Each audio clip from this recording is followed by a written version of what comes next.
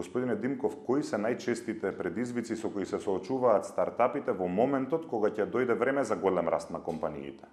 Многу добро прашање. Најчесто, секогаш кога зборуваме со сопствениците, типичен проблем е продажбата. Меѓутоа, тоа најчесто не е проблемот, туку еден вид симптом и проблемот најчесто е на некое друго место.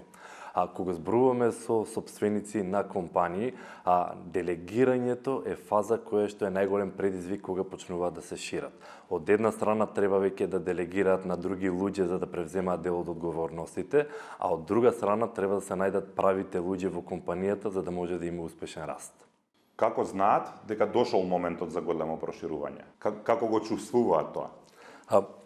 Јас лично би го поделил стартапот на две фази.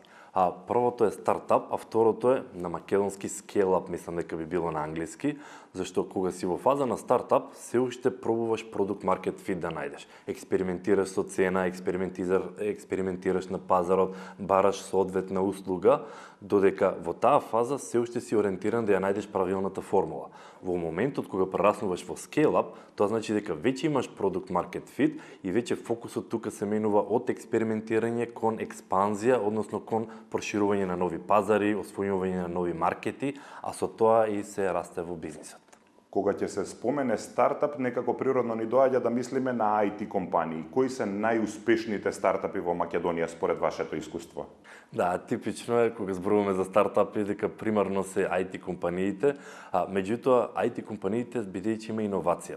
Кога зборуваме во IT компании, на прво место во стартап системот, во стартап екосистемот се IT, бидејќи секогаш воведуваат иновации во бизнисот што го прават, меѓутоа второто што никој не го спомнува е тоа што се скалабилни.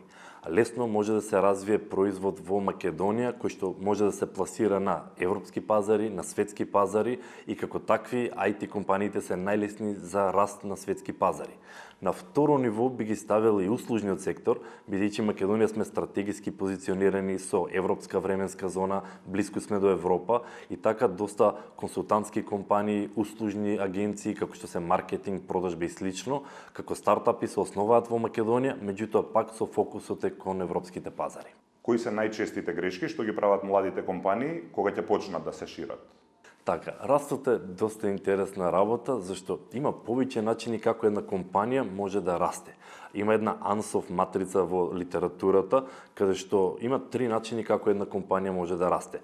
Или со освојување на нови пазари, да се оде на друг пазар, или со воведување на нови производи и услуги, и третото е зголемување на пазарното учество во постоечкиот пазар. Сега, најголемиот проблем кај компаниите што сакаат да растат е немаат јасна слика. Значи, која е правата одлука? Дали да се расте со нови пазари, дали да се подобри производот, како реагира пазарот, како би реагирала конкуренцијата, и тука се појавува таа потреба за менаџментот да добие јасна слика и тука се излегува потребата за бизнис диагностика како алатка која всушност би му помогнала на менаџментот да може да донесе подобри одлуки. Како бизнис диагностиката ќе им помогне да ги избегнат тие грешки? Работевме со повеќе компании изминатиот период со бизнис диагностика како алатка и можам да го илустрирам дека тоа е како одење на доктор. Исто со бизнис диагностиката во компаниите е слично. Како консултанти доаѓаме во компанијата, пробуваме да испитаме различни аспекти од компанијата, дали е од човечки ресурси, дали од маркетинг, дали од продажба, дали од финансии, се со главна цел да утврдиме дали има некои потенцијални проблеми во компанијата кои што доколку бизнис сопствениците ги надминат, можат многу полесно да го растат бизнисот. Кои се најчестите проблеми кои што може ваквата бизнис диагностика да ги идентификува? Тоа е многу интересно прашање, зашто кај различни компании различни проблеми се појавуваат, меѓутоа низ искуството, низ годините што работиме со различни компании, увидовме дека најчесто бизнис менаџерите доаѓаат и викаат мене бизнисот ми е супер, имам производ, имам пазар, главен проблем ми е продажбата. И сега јас како консултант по продажба знам дека тоа не е најчесто проблемот, бидејќи тоа е симптом за некој друг проблем во компанијата, меѓутоа како симптом највидлив е во продажбата, доколку нема продажба, ние викаме нас ни треба помош во продажбата. И интересно е што кога ќе влеземе во компанијата малку подлабоко, ние викаме супер, штом идентификувам проблем е продажбата, ајде да се вратиме еден чекор назад. Дали продажбата е навистина проблемот или продажбата е само симптом за некој поголем проблем што е назад во компанијата. Во 95% од случаевите најчесто е нешто друг проблем. Сме зборувале каде што дали пазарот се променил, веќе нема таа потреба што порано ја имале, па сега веќе се смениле побарувањата. Можеби се појавиле нови конкуренти кои што имаат посупериорен производ или имаат подобра цена од моменталното на клиентот. Што значи многу надворешни фактори кои што се промениле, кога сопствениците ќе речат па порано супер се продаваше овој производ, сега не се продава, значи ни треба, имаме проблем во продажбата. Најчесто се појавува дека тоа е некој друг проблем. И сега тој проблем со бизнис диагностиката можеме да го утврдиме. Дали е надворешен проблем, се сменило обкружувањето во кој што работи бизнисот, дали е пазарот, дали е цената, дали е конкуренцијата, или пак се десило нешто внатре во компанијата, се смениле профитна маржа, ја поскапиле цената или направиле нова измена на производ, каде што веќе пазарот не го сака овој производ. И во двата случаи продажбата се појавува иако како видлив проблем, меѓутоа тоа е симптом и проблемот најчесто се наоѓа некаде внатре во компанијата. Доколку успешно се реши тој проблем, тогаш продажбата не би била проблем и всушност се решаваат проблемите во компанијата. Во таков случај се напушта производот или се подобрува? Па тука е доброто со бизнис диагностика што менаџментот ќе добие јасност каде е проблемот и потоа врз база на нивните стратегии треба да одлучат која е најдобро решение. Кај некој е подобри го производот за да биде поконкурентен. Кај други е веќе немаме интерес во овој вид на производ, штом се нови побарувачките на пазарот, да воведиме нов производ кој што ќе одговара точно со потребите на пазарот.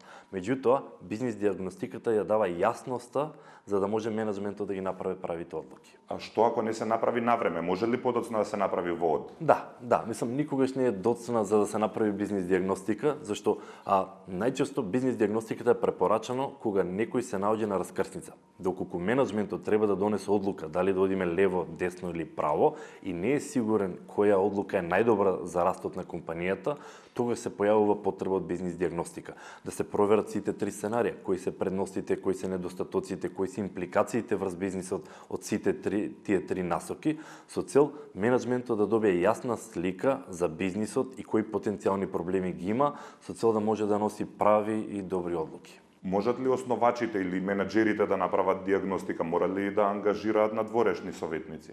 Можат. Мислам, и ние и во сопствените компании најчесто си правиме бизнис диагностика, меѓутоа има како предности и недостатоци. Менаџментот може да си направи сам интерна бизнис диагностика, и предноста е што знае каде да гледа, бидејќи се секој ден во бизнисот знаат точно кои аспекти подлабоко да ги проверат, меѓутоа главното ограничување е како е изреката, не можеш да ја видиш целата шума од дрвата што се пред тебе, најчесто се ограничени од нивна перспектива. Затоа многу пати се појавува потребата од надворешен соработник, надворешен советник, кој што би бил unbiased, на македонски би било несредочен, непристрасен. Надворешен советник кој што би бил непристрасен. Може неутрално и да провери каква е моменталната ситуација на компанијата, меѓутоа да посочи на аспекти кои што менаџментот не ги забележале бидејќи биле фокусирани на големата слика. Кои се трите најважни совети што би им ги дале на стартапите во моментот кога ќе дојде време за големо проширување? Така, има многу совети што може да се дадат, меѓутоа трите клучни што јас би ги препорачал е дека било кој стартап во првична фаза мора да се утврди тој продукт маркет фит. Дали услугата што ја имаат е соодветнува со потребите на пазарот, дали цената е соодветна, дали конкуренцијата всушност како конкуренцијата реагира на истиот производ и тој продукт маркет фит му посочува дека веќе имаат успешна формула. Вториот совет е веќе тогаш треба да се направи бизнис диагностика со цел што веќе го имаме продукт маркет фитот, сега можеме да се фокусираме на експанзија и во експанзијата со бизнис диагностиката може да видат како најдобро и најстратегиски да се изврши. И третата фаза е да побараат помош надвор. Бизнис советници може да му помогнат, бидејќи имаме искуство што сме го работеле тоа со други компании и тешко е да се прошири компанија на светски пазари. И многу полесно е да добиеш совет од надвор за како да го правиш, како соодветно, со цел да се минимизираат грешките, зашто на крај на ден секоја грешка во бизнисот кошта пари. Ви благодарам на издвоеното време. Ви благодарам и на вас за поканата.